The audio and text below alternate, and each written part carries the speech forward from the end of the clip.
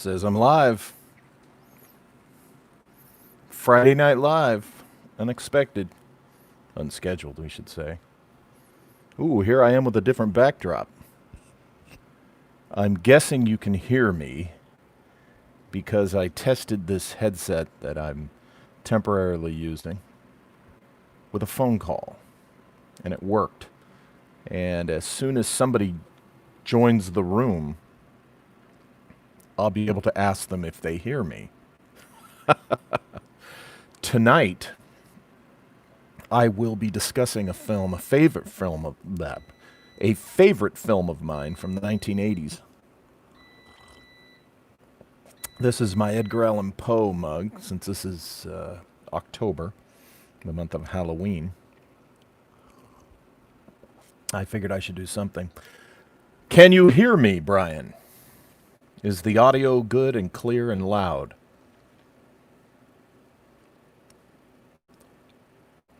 Hello, Mario Heat. Can you guys hear me? Somebody let me know. Loud and clear. Excellent. Okay, good. Aha, good. Now, as you can see in the title, I'll be discussing the 1987 Kevin Costner film, No Way Out. Now, this, of course, is a Roger Donaldson film. He was the director. It's one of my favorite films of the 80s. It is considered the one that made Kevin Costner a star, even though he had appeared in a supporting role in Silverado in the early 80s. And he actually was the friend who was dead in The Big Chill, only they cut the scene out that he had where he's not in the casket. But when you watch The Big Chill and you see the body in the casket, and they only show you, I think, the hands, and they show you him combing his hair or whatever. Kevin Costner played that character. But No Way Out was his first starring vehicle that he made an impact with. And he was really good. So first what I'm going to do, as I'm sure people are gathering in the room, this is not one of those where I'm watching the film, obviously, because I'm sitting here in front of my desktop where I usually play World of Warcraft. You guys, unless you've been following me for a few years, you won't recognize this backdrop. But you know what? This is very interesting. And this fits in with the nature of tonight's discussion. Because I'm looking at a big fat synchronicity right here that I had forgotten about. But we're going to get into this here in just a second. So sit back. I have my water. And I have my, what is this, Bengal spice tea with unfiltered raw honey to sweeten it. Unfiltered raw honey fights cancer cells. It helps prevent and all that stuff. Or so the research says. And the experts say. So again, what are we talking about? The film No Way Out. Starring Kevin Costner, a 1987 film. Directed by Roger Donaldson. It also stars Gene Hackman and Sean Young. Also Will Patton in one of his memorable early roles. Now, the film No Way Out is based on a novel from 1948 titled The Big Clock. The novel is titled The Big Clock, written by an author named Kenneth Fearing. Now, Fearing was back then a well-known and respected leftist poet. And he was also kind of a pessimistic guy, just one of those pissy leftists. America sucks, the world sucks, everything sucks. But he wrote this novel, and he had some pretty good success with it. It gave him some temporary wealth, he and his wife. And, of course, it was made into a film. The novel was published in 1946. The first film version was The Big Clock in 1948, starring Ray Milland and Charles Laughton. And I'm going to touch on some of the themes and aspects of that film because they pertain to the theme that I'll be talking about No Way Out, the context in which I'll be discussing No Way Out this evening. It was also made in France in 1976 under the title Police Python 357. And I believe, let me go to this, a French crime thriller written and directed by Alain Corneau, starring Yves Montand in the lead, Simone Signoret, and others, we'll say. And then, of course, it was filmed and released in 1987 as No Way Out. Now, in tonight's context of this film, I haven't found yet where the author of the novel, Kenneth Fearing, is relative to what I see about this film and what I'm going to be suggesting about this film, nor his novel, beyond how much, it influenced, the incidents, the plot, the certain relative aspects of The Big Clock to No Way Out within the context that I'll be discussing. And I've never seen Police Python 357 or The Big Clock. I've not seen either of these films. I'll have to take the time to do that. But that will not affect what I have to propose about the Kevin Costner film from 1987. So let's go into the plot. I've seen this film numerous times. I saw it in the theater when it came out. I've seen it on home video. I have a copy of it. I don't believe on disc, actually. I need it at least on DVD. But I have a VHS copy. And I've seen the film enough to know that basically, your plot is that Kevin Costner plays a hotshot naval officer with this great record. He's what we call in the military is that a fast burner or whatever? He's a guy whose career is just moving forward and upward, right? At light speed, that kind of thing. He can do no wrong. He even got the attention of the political types in Washington after saving a man's life in a storm on a naval vessel, and so he's the young hotshot, good-looking naval officer, and he goes to work for the Secretary of Defense, played by Gene Hackman, in this film. Well,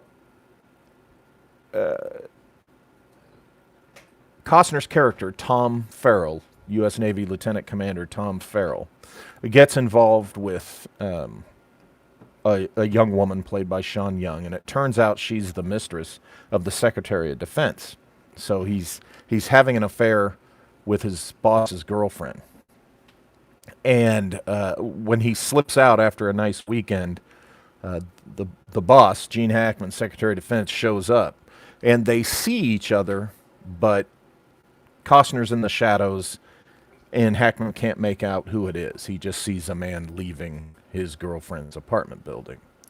So that night, and there's spoilers here, so if you've not seen No Way Out, stop now, stop watching this, go watch the film, then come back to this, okay? So I'm moving forward. Spoilers from here on out.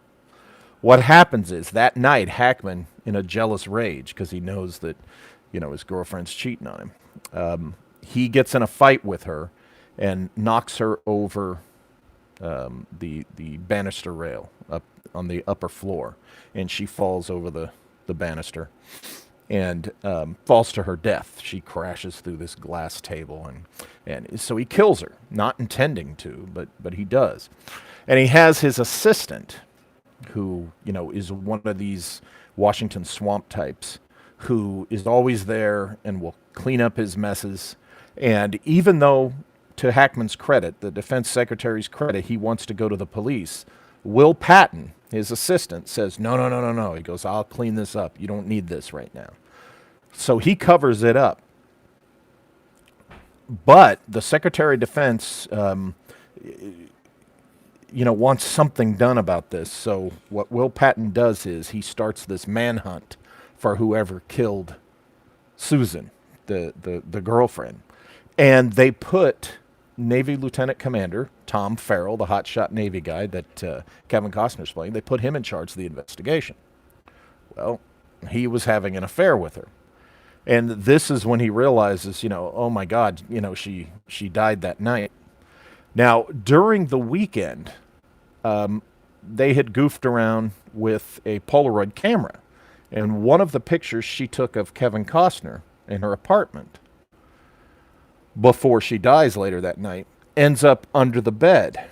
Well, of course, Will Patton finds it because he does a complete search, the apartment. He finds it, and, he believes, well, the killer might be in this photo. So they're going to use the computer technology to try to bring the image, the blurry image, into focus. Okay, because it's a blurry image, and this is where the time clock of the story comes in, because time is ticking away as the guys using the computer technology to bring into focus the image in the photo. It's coming into focus. It's getting clearer and clearer with each hour, with each day, that kind of thing. But Costner knows he's the man in the photo. That's the problem. So, he's like, oh my God. Now, to complicate things further, Will Patton,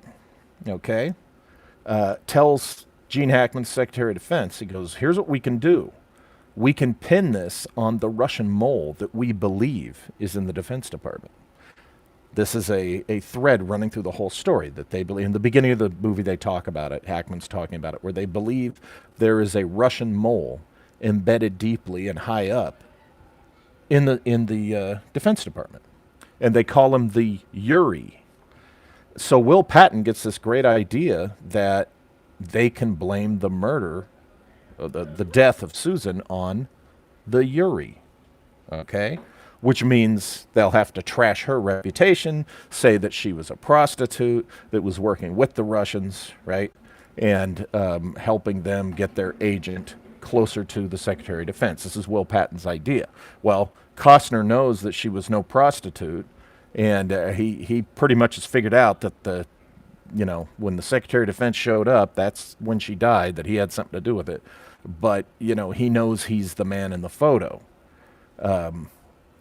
So the film is pretty much him, trying to avoid being identified in the photo while running, the investigation that he's been assigned to run. And Will Patton, the assistant, starts getting weird ideas. And what happens ultimately is the guy, the computer expert they bring in, developing the photo with the computer, he's played by George Zunza, and he's in a wheelchair. Okay, he's a guy that's been, he's a paraplegic, and so he's in a wheelchair. And this becomes interesting to the analysis when I get into that. I'm just going through the basic plot of the movie for you. He sees it coming into focus, and he realizes, hey, Tom, Kevin Costner, what's going on here? You're the guy, or he gets his suspicions. So he actually goes to Will Patton. Sorry, I got that a little confused. He goes to Will Patton and he says, I think I know who the Yuri is. And Will Patton's like, oh, okay. So Will Patton whips out a gun and kills him, shoots him dead right there. And then he's gonna blame that on the Yuri, say, hey, the Yuri, the Russian mole, realized that George Zunza was figuring out that it was him, so he's the one that shot him. So now we're wondering, is Will Patton himself possibly the Yuri? So anyway, it all ends up in the Secretary of Defense's office when Costner confronts him, and Will Patton is there. Patton pulls out a gun, is laying out, hey, this is how we can lay it on Commander Farrell. We can say he's the Yuri, and we're all covered, we're all clean. And the Secretary of Defense is, he's waffling, and then Patton kind of loses it, and shoots himself in the head. You realize that he kind of has kind of a homoerotic thing going on for Gene Hackman. That's how devoted he is. And so he shoots himself, and there the whole thing is solved.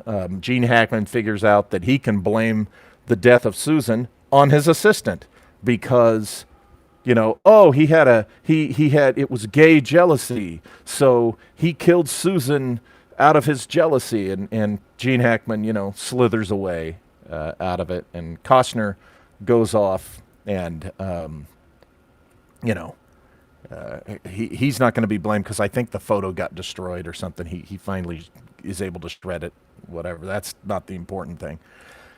But at the end of the movie, the big twist comes when Costner goes to, I think it's an apartment somewhere or a hotel room or something. And this takes us back. I didn't want to say this, but in the beginning of the movie, you see Kevin Costner sitting in a room talking to, you know, like a federal agent type of guy. And they say, okay, tell us what happened, basically. And then, you know, we see the whole movie in, you know, retrospect. And then it brings us back to this room. And Costner's with that federal agent, and they're, you know, interrogating him. And he gets up, he's had enough of this crap, and he walks over to the mirror. The closet is one of those mirrored doors. And he says, when is he going to come out? And the agent goes, huh? What? He goes, I know he's in there. When is he going to come out? And sure enough, the mirror slides away, and an old guy comes out, and they start speaking Russian. And Costner responds to him in Russian. Turns out Costner, this Navy guy, was indeed the Russian mole. He was the Yuri. That's the irony of the story. Patton was going to, you know, they were after the Yuri. They wanted to prove the Yuri. Will Patton saw the killing of Susan as the opportunity to blame it on the Yuri. And the irony is the guy that they assigned to the case to find the Yuri was the Yuri. And this separates this film from, you know, the original 1948 version, The Big Clock. And that's essentially No Way Out, the film with Kevin Costner. Now, you know, it's your basic late Cold War era. Are you leaving, Brian? Oh, okay. Yeah. See you later, Citizen Quasar, next time. So, you know, this is a late Cold War era kind of, you know, semi-thriller, I guess you'd say. Costner is just fantastic in it. Everybody's good in it. It's really, you know, it's a good film. It's one of the better films of the 80s. It's one of my favorites. And then I got to thinking, as I do, what if you looked at No Way Out in a different light, with a different perspective? Now, you have a story about a guy. It's in the intelligence world, you know, the national security, the U.S. national security world, and, you know, in the late Cold War. You have a guy who, it turns out, really is the undercover fish out of water. Okay? He's in this world that is, within the context of the film, his enemy's world. Now, in the novel and in the original 1948 film, The Big Clock, both titled the same, it's about the murder is still, you know, the accidental murder is still the plot. It's still basically the same plot, but it's about a journalist who works at a big magazine, okay? And the big clock refers to this giant, amazing clock that's considered the most sophisticated or the most advanced, technically advanced clock in the world. Interesting choice as we get further into this context, in which the hero hides at a later point in the story, and then just like in the No Way Out picture, we learn the story in retrospect as he's thinking back onto what's happened and led him to hide inside this giant clock. Well, it's the clock that made my alternative perspective on this film, look at this film in a different way. What if, I propose this, what if No Way Out is actually a film about an agent from another time?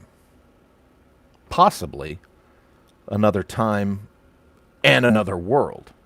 But let's stick with another time. And here we have one clue would be the big clock is a huge clue, right? In the author's original novel and the original film, he's hiding in the world's most sophisticated clock. Well, what would be a sophisticated clock, or what would a sophisticated clock relate to possibly but time travel technology, right? So what if, in the original story, this big clock is actually the portal, the means by which the main character enters our world, right? Through this time-space machine. So here we have, in No Way Out, specifically is how I see this context working the best. Because I think, and I've talked about this and I've written about it, the intelligence community, I've been told, a lot of us suspect, has dabbled with time, space phenomena and technology, right? This is a theme that I have explored, many others have explored for several years. So it's interesting that this version of the film gets placed within that context, the U.S. national security intelligence community, essentially, right? So instead of being a Russian agent, he's an agent from another time and possibly another world. Parallel world, but definitely within this context, a different time. We would guess the future, perhaps. We would assume that. And what are some of the clues in the film that might point to that could be very, very interesting within this context? Well, Commander Farrell, Kevin Costner's character, we learn in a flashback, we learn early in the film that he comes to the attention of the Washington elites in the Defense Department because of this daring, dashing rescue he did on a Navy ship in a storm. Now, think about that Navy ship perhaps as the Eldridge from the Philadelphia experiment. What if instead of it being just a U.S. Navy frigate or destroyer or whatever in a storm, in the South Pacific, what if it's, the Eldridge in the Philadelphia experiment type of, time phenomena storm? And that's where he appears. And that's where he rescues somebody. So, he shows up and we know that there are other agents from his time, his world, in place because in No Way Out, he's being interrogated by agents of his own world and time, right? We know that. We learn that by the end. We see it in the beginning. We see this same agent interrogating him at different points in the movie. So his colleagues are there, but he's deeper undercover than they are, okay? So it's they who have done whatever they need to do to arrange for this Lieutenant Commander Tom Farrell, to be in place. And let's say he steps in, that this rescue on this ship in a storm symbolizes his arrival in our time and space, okay, in this role as Commander Tom Farrell. So there he is, and then that gets him placed close to the Secretary of Defense in, the U.S. Secretary of Defense in the 1980s. So now, while the Americans at that time are focused on the Cold War and looking for a Russian, they're not thinking of a guy from another time space, place in the time space continuum. They're not thinking about that.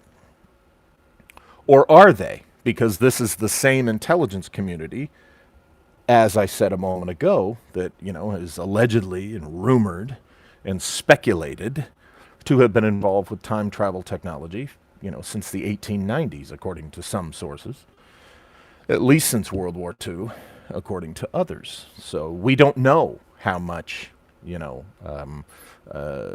how ignorant they might be of Tom Farrell within the context of this story. It could be that, I could take this further, and even though the film talks about it in Cold War context and calls it the Yuri, that maybe within the film, because they talk about the Yuri on this kind of hush-hush level, and, the defense secretary doesn't want to believe it. He's kind of in denial. But what if actually they are aware or suspect that there are time travel agents, right? And this is what the Yuri is actually representing in the story. Okay, and this is why the Secretary of Defense kind of poo-poos the idea, says, "Oh, come on, it's a wet dream, blah blah blah." Maybe he's just trying to keep it a lid on it, right? Because we always have this secrecy theme going on with UFOs and possible other exotic technologies. Hackman's character could be the the Majestic 12 guy who's keeping a lid on it and showing an external skepticism, that there would be these time traveling Yuri agent. So you have that. Got to keep my screen going here in case I need to refer to it. You also, in the story, here's another interesting thing. You have George Zunza's character, okay? The paraplegic computer tech genius wizard guy. Well, what if he represents Stephen Hawking? Think about what Stephen Hawking's life's work was about. Space and time, right? I mean, A Brief History of Time is his famous book, okay? And remember, before he passed, we learned that he didn't think the idea of extraterrestrials coming here, or whoever, would be such a good idea. Well, does that not reflect, a similar fear of the Cold War Yuri, the Cold War Russian infiltrating? So, if you look at Zunza's character as Stephen Hawking, who's the scientific genius, Zunza is the tech genius, and they're trying to bring the photo into focus in the movie, what it's really representing in this proposal that I'm making is, Hawking applying his knowledge, his know-how to bring this time traveler into focus, to pinpoint, okay, the man in the photo. And then we have the aspect of the story element of Commander Farrell's relationship with the girl, Susan, played by Sean Young. Now, is it just an accident that he meets her at a party that the Secretary of Defense is also at and wants her there, and, they hit it off, they have sex in the limo, and then they have this romance? Or, as we have to ask in No Way Out, even in a Cold War context, was he assigned, to seduce her, to get close to the Secretary of Defense?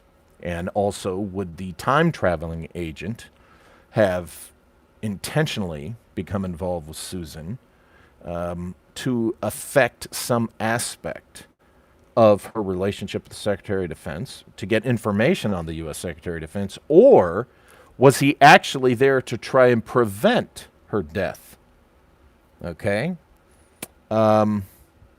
Is it possible also that he was there. Let's say he's from another time and even another dimension. When I say another world, another dimension, what if his assignment was to get involved with her and get her pregnant, to breed with one of us? Okay? And her death, that makes her death a bigger loss for he and his, world his masters that he works for, because what they wanted to do was, mix with our people of the 1980s for whatever reason. And so he came back in time to prevent her death. But of course, he fails. By this time, the Stephen Hawking character, is narrowing in on, hey, we've got one of these time traveling agents we've been suspecting. And, the whole thing ends with the same way. But instead of him, Commander Farrell, being in the room with Russian agents and revealing he's a Russian agent, look at that scene as, look what he's doing. He's looking at a mirror, a whole door that's a mirror. What is a mirror but a looking glass? Okay? And, through the unbelievable story of Bob Lazar, we were told about this looking glass thing, but, technology that allegedly exists. But of course, we know he steals his stuff from a lot of other sources. This concept of the looking glass, the mirror, okay, as a portal to other dimensions, is not original with Lazar, even though the looking glass technology, you can trace that by name to that knucklehead. But the mirror as portal, okay, to another world has been with us since, right, Alice in Wonderland and, all this other fiction, this literature and such. And him looking in the mirror, saying, when's he going to come out? I know he's in there. He's referring to his boss, his commander, his master, in his time, in his dimension. And when they slide that mirror door away, there's his, his boss coming through, and then they speak their own language, okay, which is not English. Within the context of the Cold War film, it's Russian, but it could be whatever language they actually speak in their time or their world. So when I look at No Way Out as a story about a time-traveling agent, possibly, interdimensional agent, it makes the film, all the more interesting. Now, as I said, the film was directed by Roger Donaldson, but it was written by screenwriter Robert Garland, who, and produced by him, by the way. The screenwriter was a co-producer on the film. And here's where the synchronicity comes in. Well, I'll tell you about that later, because that's lesser than what we're talking about now. First of all, Roger Donaldson's films, let's see. Let's look at his filmography. The Bounty, No Way Out, Cocktail, Cadillac Man, White Sands, the remake of The Getaway, The Recruit, which is the CIA movie with Colin Farrell. As you know, of course, White Sands, if you've seen it, is the film with Willem Dafoe as a local sheriff, and there's some weird CIA stuff going on with Mickey Rourke and Samuel L. Jackson in that one. And, he's got a lot of interesting films that he's done. Another spy film he did was The November Man with Pierce Brosnan. But it's really Robert Garland, who in a way is even more interesting because, he's the co-producer of the film. He wrote it, so he has more of a stake in this film. And Garland, he was involved with producing and writing Tootsie and, several other films, had been around for a few years. But the next year, a very interesting French film came out by Luc Besson, titled The Big Blue, which is another of my favorite films of all time and of the 80s. And what's interesting is The Big Blue also deals with a character who may be from another world. In this case, this weird interdimensional underwater place. Okay, if you've never seen The Big Blue, I recommend you watch it because I'll probably do a review of that, a discussion of that, because that's one of my favorite films. But I find it interesting that Garland goes from No Way Out and then goes to The Big Blue, because The Big Blue came out the next year. Very, very interesting, I think, within the context there. I couldn't find a whole lot on Robert Garland other than that. But the other producer with Garland is a lady named Laura Ziskin. And now, Laura Ziskin passed away a few years ago, but she was the producer of the Spider-Man films, the first Spider-Man films that really, burst onto the scene and were a huge hit. Now, I have an interesting connection to Laura Ziskin, which has to do with time and timing. When I published Secheree's Wonder of the Worlds, he had also written a screenplay. And we were wanting to get into the hands of a producer. And it turned out that Laura Ziskin,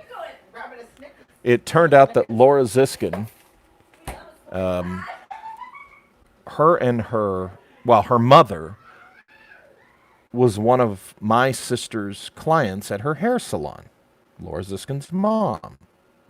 And Laura Ziskin's mom had told my sister that her son really liked science fiction and stuff, Laura's brother. And so I got a copy of Secheree's book into her hands. And I learned later that her son read it, really liked it. She read it and liked it, the mom, okay? And then I got the idea to contact Laura Ziskin's company and pitch the screenplay, see if they would read the screenplay. So I did. And on the first pitch, one of her assistants, personal assistants, said, yeah, we would really like to take a look at this. So I'll never forget the day. I took a copy of Secheree's screenplay, Wonder of the Worlds. I hope I didn't say War of the Worlds. Wonder of the Worlds. Wonder of the Worlds. And I went to what was then, or now I guess Sony, it was MGM, and walked up to the gate and said, hi, it's my name, and I'm here to go into Laura Ziskin's company. And the guard said, oh yes, Mr. Bosley, we have a badge for you. And she gave me the badge, and she said, it's unescorted, you can just go. It's the Fred Astaire building, first floor, blah, blah, blah. So there I was walking, past the old Columbia Pictures headquarters building, because that's part of the physical location. Walked onto the back lot, the production offices area of MGM, Sony, Fred Astaire building, walked right in there, and they said, oh yes, Mr. Bosley, thank you so much. And I handed over the script and to the assistant. And, I had, kind of been to this kind of rodeo before, and I can tell when they're interested and when they're not. And she was pretty interested, this assistant, and said, we're going to take a look at this. Laura's going to take a look at it, blah, blah, blah. I'm like, oh, wow, okay, cool, this worked. I got it to them on a Wednesday or Thursday. You always want to get the weekend read. That's traditionally what you want. You want them to take the script you've given them home for the weekend because they're more relaxed. They'll take a look at it. And the thinking was that she would read this script, and she's real close to her mom. And my sister had met her and stuff. The thinking is that she would, maybe mention the script to her mom, and her mom would say, wait a minute, what's it called? It's about Tesla and Mark Twain and Houdini going to Mars in 1890. Well, I read that book, and so did your brother. And the thinking would be, the hope would be, she'd go, what do you mean? Well, the publisher of it is, my hairstylist, blah, blah, blah, right? You do this magical kind of ridiculous thinking, maybe this, And so, we were all excited. Secheree was excited. And lo and behold,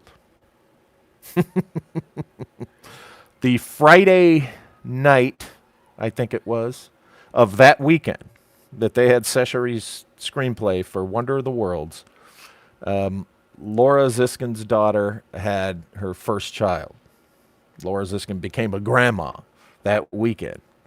Needless to say, Laura Ziskin herself didn't get around to reading Sesheri's script. The assistants read it. They really liked it. They invited us to submit more. But they said that at the moment they weren't looking that doing it was too extensive of a period piece, for what they were looking for right now. But they said, please, our doors open, our phones available. If you got more, let's see it. And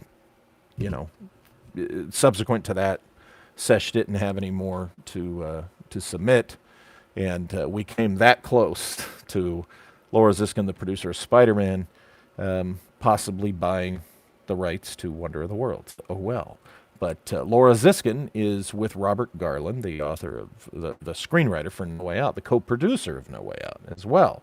So that's an interesting synchronicity. Back in '87, I had no clue who Laura Ziskin was, and or even Sesheri, and didn't know I'd have a publishing company. But it's very interesting, that little synchronicity. So.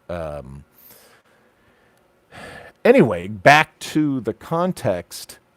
We know that. Well, no. Let me step back. We suspect. We don't know for certain. We suspect that certain secrets about exotic technologies and amazing, technological secrets and such. We suspect that they might be kind of dangled to the public through entertainment, through film and television and fiction and such. What if No Way Out, turned out to be that? What if we were to find out more about Robert Garland? I couldn't find much about his personal life. Had he been in the military? Had he been in the intelligence community? I don't know. I mean, depending upon his age, he might have been, a World War II or veteran or a veteran of Korea, in the Korean War era and in the decade that followed. That was the big MK Ultra era and the weird technology and such. So, was possibly Robert Garland, trying to, with his adaptation of the Fearing book, The Big Clock, was in his adaptation, was he, revealing some type of secret? I don't know. I doubt it, because the context that I'm proposing, I think, would be buried a little too deeply on Garland's part for that to be the case, overtly. Okay. I think Garland probably would have done more with the big clock imagery and theme as the original 1948 movie did.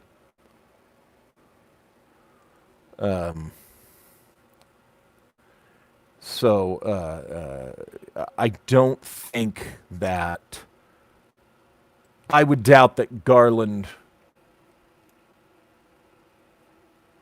was secretly sharing with us this exact interpretation of mine. But if this interpretation is in the ballpark, it is interesting, the elements that we see, and when you just merely turn the context in that direction from Cold War to the more fantastical time-traveling interdimensional agent, and it still fits. Because think about it, it's just, what is an undercover agent story but the guy who's out of his own element, right? Pretending to be, part of that world that's not his world, right? That could fit any spy story. That could almost fit The Stranger by Orson Welles. That could fit, any story where the character is undercover. Now, I find it infinitely more interesting than the overt fish out of water stories like Starman. I'll be honest with you. I'm a Jeff Bridges fan, but even Jeff Bridges could not really make that movie fascinating for me. Starman, I saw it once. To me, it was that typical post ET 80s. Um, let's make the nerdy UFO community sci-fi fans happy. Starman didn't really do anything for me. It was just kind of eh. Um, this, within this framework, if you took, you could take and adapt the big clock, and specifically, actually, you could revise No Way Out within this time traveling, interdimensional agent concept, and it would work. You could almost have the same exact movie. Um, uh, the ship in the storm is how he first comes on the radar of the top guys in the U.S. Defense Department. Well, again, what if that's the Eldridge or an Eldridge type ship in a Philadelphia experiment type of thing going on, right? And then the looking glass, the whole mirror thing at the end is the technology that the people from his world use, to go back and forth between the dimensions. Um, and all the other elements that I suggested, the affair with Susan, maybe he was trying to save her life for whatever reason, whether it's his personal involvement or not. It bears further analysis, but this is just a thought I had. I have not fleshed this out for weeks and months like I do with other things, obviously. Quite frankly, this just occurred to me today. And I was thinking about it, and I thought it would make an interesting discussion about a really good film, a really good Cold War era film. So before I stammer around and stutter too much more about this, I'll, take a look and see what you guys think. And say hi to everybody. I don't think there's a whole lot here. That's okay, because this was, hey, Modwiz and Citizen Quasar, I think, left, and Bill 333, I think, there. Yeah, hello. And Deborah K. and AO and Max. And I listened to the thing with Joseph and DJ earlier a little bit myself while I was making dinner and stuff. Always interesting to hear Joseph and to talk with Joseph. And imagine how interesting it is when you have private conversations, till 4 o'clock in the morning. Imagine the things we've talked about, in that case. But anyway, this is just one film where I see how you could, as I said, just turn the context dial to something else and it becomes more than it seems to be. There are a couple of other films that I see where you could do the same thing, and I will discuss those also in the near future. I'm a little sorry if I'm stammering and stuttering. I'm on my in-between weekend, in between chemo sessions, and even though that this is not an infusion weekend, it's kind of kicking my butt. I've done 11 out of 12 sessions. My next one is my last one. And then they test me and tell me, how well it worked and clear and all that. So I'm keeping, the fingers crossed. But I will tell you that I'm getting exhausted more easily this weekend. I just do a slight chore or task or an errand, and wow, I come away just kind of out of it, clearly. That's why I'm stammering and stuttering here a little bit. But that tea is really good. So here we are in October. It's halfway through the month. I haven't really captured or gotten into the Halloween spirit. It's kind of hard during all this COVID stuff. I need to dive in. I need to watch Mad Monster Party. That'll put me in the mood. I've also ordered some things with gift cards I got for my birthday. As I receive those, I should be starting to receive them in the coming week, according to the tracking, and I'll share that stuff with you. I will show you the model that I got recently. It's a 1/48 scale A10 Warthog. And there's a reason I'm going to build this, because when I was in Saudi Arabia for 6 months with the Air Force back in the 90s, um, uh, the squadrons that we were supporting were a squadron of Warthogs, A-10s, and also F-16s and F-15s. So we had fighters and we had the Warthogs there. Plus, we had KC-135, the Intel units and stuff like that. But what I'm doing is, with my testimonials, I want to build a model of the A-10 Warthog. I'm going to do an F-16 and F-15 and kind of display that with my testimonials I got, because, I have kind of a history with that aircraft. But that's kind of off topic. Anyway, I don't know if you guys find that interesting. Any questions about what I've proposed? No Way Out as a film about a time-traveling interdimensional undercover agent instead of a undercover Cold War Russian agent.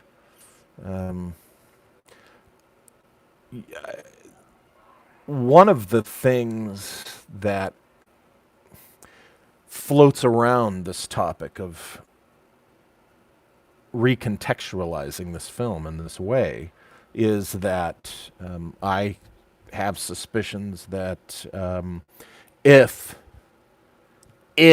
big fat capital letter if we're going to have fun here now. If you're the kind of person that doesn't like this kind of conversation, go away. Don't sit here and grumble and be pissy and complain, But let's say that this kind of thing is real and can be done.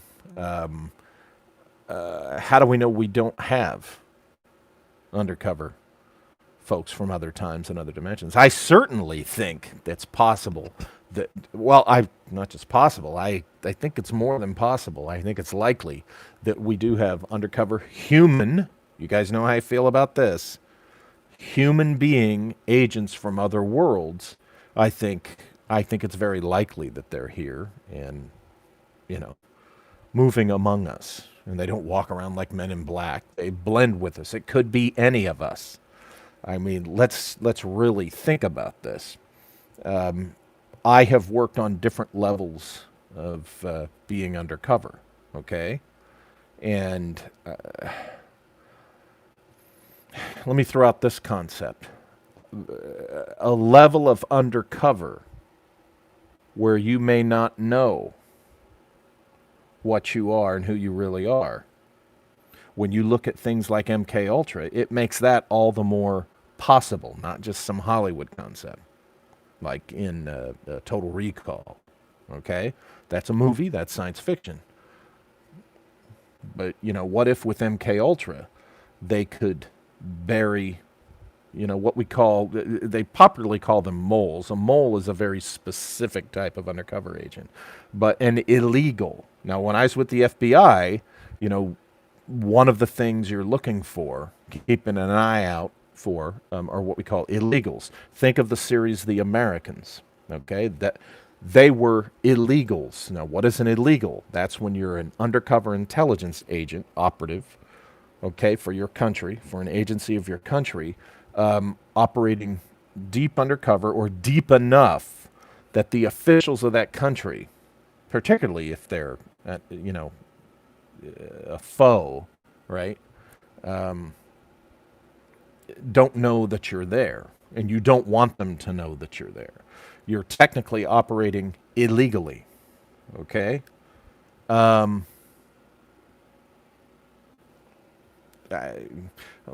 vague can I put this? In an 18-year career, I have some experience with that, okay? So I know what I'm talking about when I'm telling you about illegals and how this works. I will say that the show The Americans, he did his homework. And I looked into a little bit, and he did his homework, okay? Because there were some very specific, accurate things in The Americans that blew my mind. I mean, there was a couple of things in particular that had very specific relevance to my job one of my jobs when I was with the FBI. And I remember saying, oh, come here. And I told Liliana about it. I go, see that? That's accurate. And it's not something that's, you know, classified today, but it's something that I have to be careful talking about. That's an interesting thing. When you've worked in that world, things can come out through open sources that you still can't talk about yourself because it puts it in a context because of your association with the intel community, right? A journalist or a writer or a filmmaker can talk about something all day long, but if someone like myself or others that did what I've done over the years, if they did it, oh, that's kind of, making it more real, I guess, or confirming something or whatever. But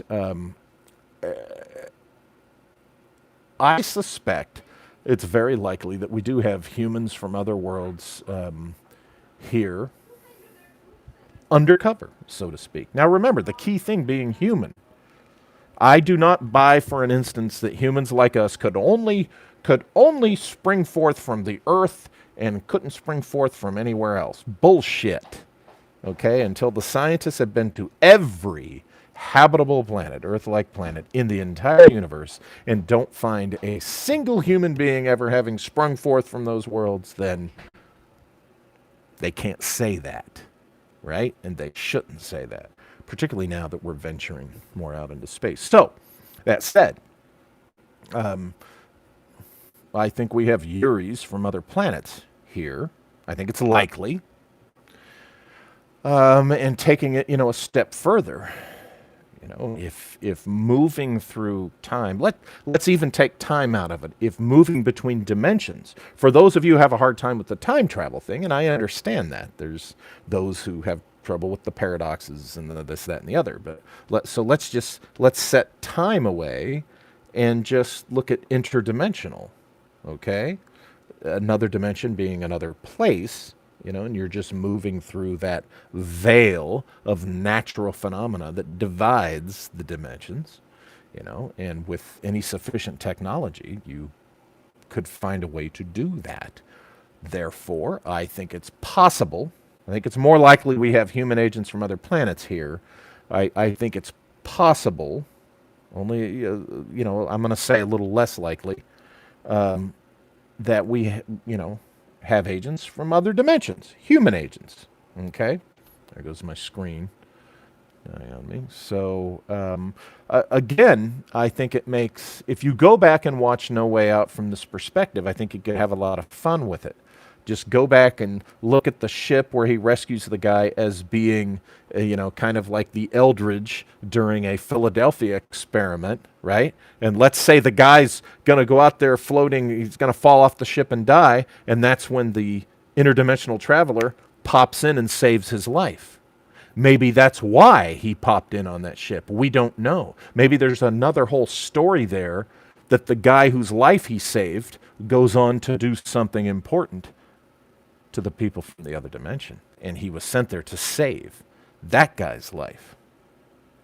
Maybe he was sent there to save that guy's life, and while he's here, he stays, to take advantage of his position and work his way up.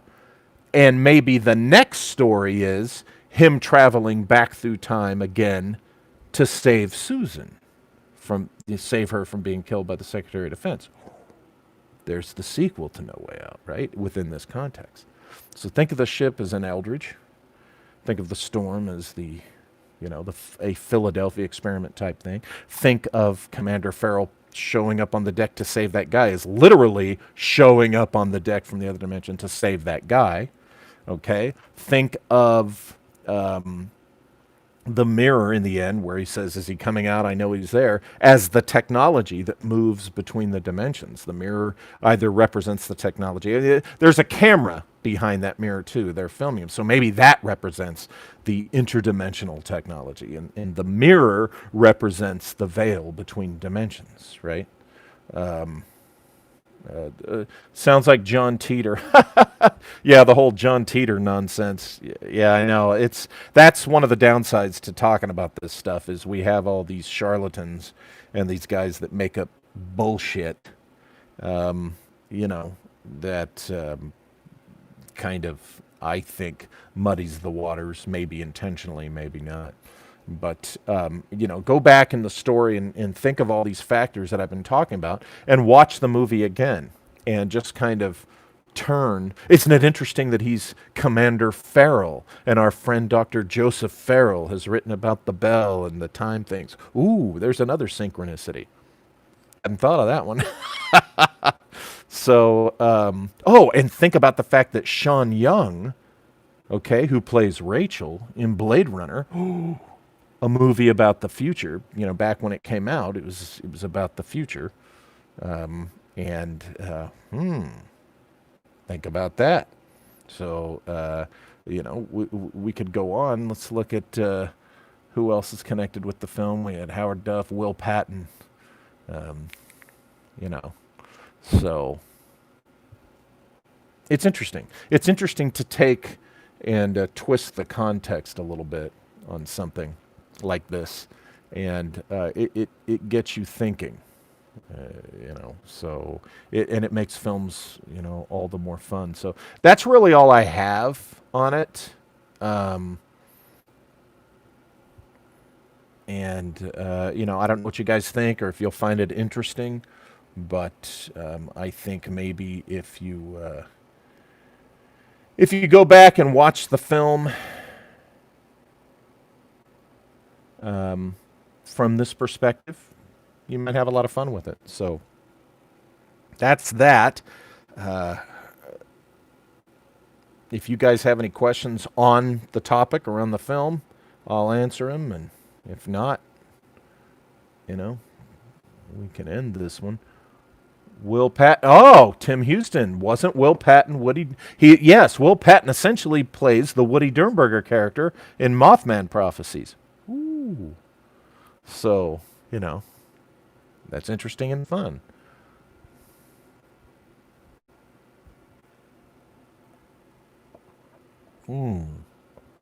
Yes, indeed. Well, as you guys know, I released the book that Todd Wood and I did together, The Mysterious Ingersoll Lockwood. Sunday, we will be talking about that. I'm going to get on the phone with him before that, earlier in the day, and we're going to work out how he can call in and be part of the show. But this Sunday, we're definitely going to be talking about our book, the particular angle of the book, and it will have some resonance with tonight's discussion on this recontextualizing of No Way Out. Because if you don't know by now, Ingersoll Lockwood is the guy who in the late 19th century put out two books which appear to have predicted Donald Trump and all the drama surrounding, the election and his presidency, specifically predicting what appears to be his youngest son, Barron. Look it up if you don't know anything about Ingersoll Lockwood. That's Ingersoll with two L's at the end, and you'll get the basics. But I think you'll find that mine and Todd's analysis of this situation, the Lockwood story, has some unique elements that other analyses don't have. And we're really looking forward to talking about this and sharing with you. Todd brought his research to me about a year and a half ago, and it was really interesting, amazing stuff. And I was helping him with, he would analyze it from his perspective, I from mine, and we realized how these two jibed and decided to that I would help him with this book.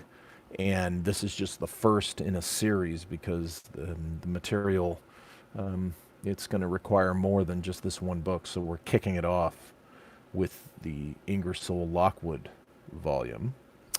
And it's available now at Lulu. The link is in the community tab here at the Walter Bosley channel. Just go there, link right to it. Keeping it as cheap as possible. It's only $9, and it's print on demand. It's going to take a couple of weeks to get it. They got to print it and then ship it. And you might, if you order it this weekend, you might get it before the election. Sunday nights, I don't know if I was saying tomorrow, but Sunday night's discussion is what I mean on Ingersoll Lockwood, is going to focus on the things relative to the election coming up, because the release of the book and how long it takes to get is really pushing it too close to the election. And there's a part of the book that talks about Lockwood's material and how it resonates with this upcoming election, in a really weird, uncanny resonance. I mean, I don't know if you'd call it creepy, but it's very odd, and it just opened up a whole can of interesting worms over the last year and a half, and I think many of you will find it a really interesting perspective on the whole Lockwood mystery. So let me see if I got any.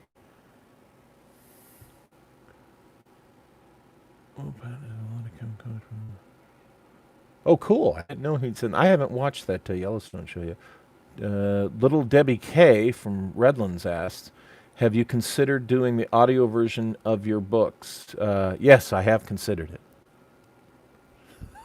I haven't taken the steps. As you guys know, everything's going slow and stuff. And I'm this close to finishing this the Cancer Experience 2020. Well, I'm not going to put a year on that. The Cancer Experience, I hope it's my only one. Keep my fingers crossed. And, so that's kind of, I just got this book with Todd out. It's been the only thing I've been able to come out with this year. And I don't know, I might squeak in a pulp novel before the end of the year. Todd and I are hoping to get volume 2 of this Lost Future series out before the end of the year. But we will see. But yeah, I really do want to do audio versions. It's just a matter of when I get the right microphone and the right setup. We're redoing my room. And I'm going to be doing my live stream from my. You guys have seen one part of the man cave. When we finish redoing that whole room, it's the master bedroom of the house. And when we finish redoing the whole room, I'm going to have my desk and all my art and nerdy things up in there that you'll get to see. But that'll be I'll be back in the cave again, but you'll see the cave more in its entirety once it's done. And I'm going to catch up on a lot of things because that gives me complete privacy back there, no interruptions and such. So anyway, I hope you found my recontextualizing of No Way Out interesting. And I appreciate those of you who showed up in the live chat. Feel free to leave your comments and messages and what you think. If you think this was stupid and just a bunch of nonsense, go ahead and say that too. Go ahead, remember to hit that like button. That's one thing that I've never said that all the other lives say. Hit that like button. And again, if you're interested in the Mystery of Ingersoll Lockwood, it's at lulu.com. The link is in the community tab here at the homepage, the Walter Bosley channel. So you guys have a good Friday night. And I will see you on Sunday at 5:30 p.m. Pacific time.